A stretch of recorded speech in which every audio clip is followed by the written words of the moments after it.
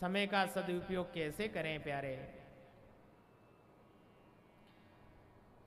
कि ग्रस्त धर्म के लिए अर्थ की भी व्यवस्था हो जाए, शरीर को आराम भी मिल जाए और गोविंद के लिए समय भी निकल जाए। देखो ग्रस्त धर्म में है तो गृहस्थी को कर्म करना पड़ेगा भाई, अपना घर बार चलाने के लिए।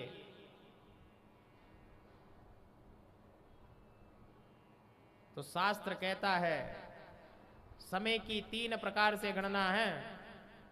8 घंटे कर्म करो, 8 घंटे विश्राम करो, 8 घंटे कमाओ, कमाने के लिए जाओ, कमाएंगे तो अर्थ आएगा, हमारे पास अर्थ होगा तो धर्म होगा। बिना अर्थ के धर्म कैसे कर पाएंगे बताओ? नहीं कर पाओगे ना। कर सकते हैं भाई, जिनके पास धन नहीं है वो धर्म नहीं कर सकता क्या? कर सकता है, क्योंकि गोविंद ने अगर उसको धन नहीं दिया तो क्या हुआ, उसको शरीर तो दिया है, वो श्रम दान कर सकता है।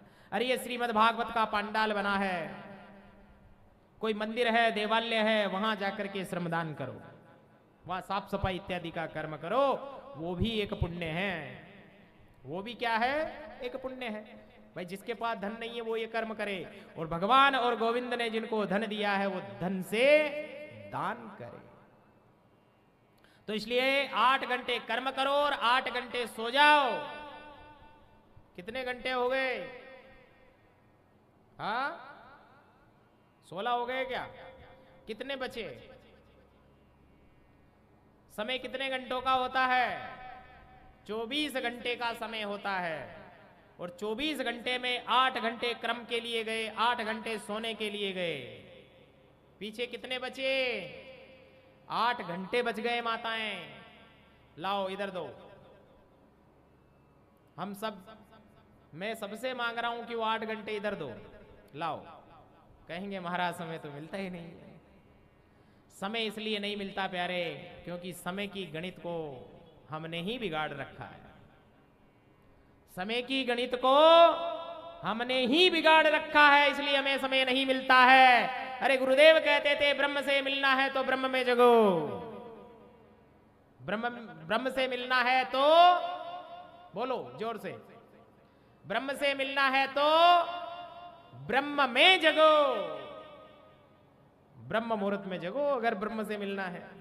और संसार से मिलना है तो आराम से जगो। तो कौन सी श्रेणी में आते हो? अपना अपना विचार कर लेना, अपना अपना विचार स्वयं कर लेना कि हम कौन सी श्रेणी में आते हैं। ब्रह्म से मिलने के लिए ब्रह्म में जगना पड़ेगा, और संसार से मिलने के लिए सूर्योदय के बाद जगो आनंद से। केवल उन्हीं से ही तो मिलना है। तो इसलिए इस समय की गणित को समझो प्यारे, समय को व्यर्थ मत गमाओ।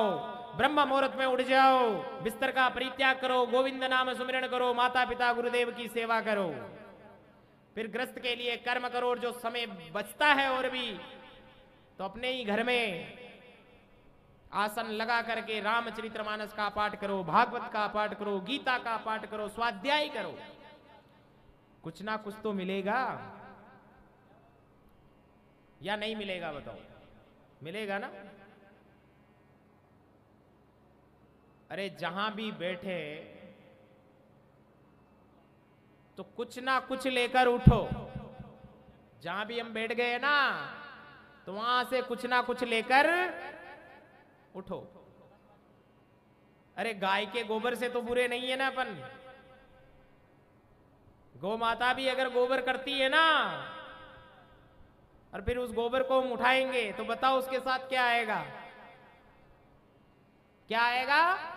मिट्टी आएगी कि नहीं आएगी? तो उस गोबर से तो बुरे नहीं है हम। अरे जहां भी बैठे हैं तो कुछ ना कुछ लेकर उठो, और बैठो ही ऐसी जगह जहां हमें गोविंद की चर्चा सुनने को मिले, जहां हमें प्रभु श्री राम की चर्चा सुनने को मिले।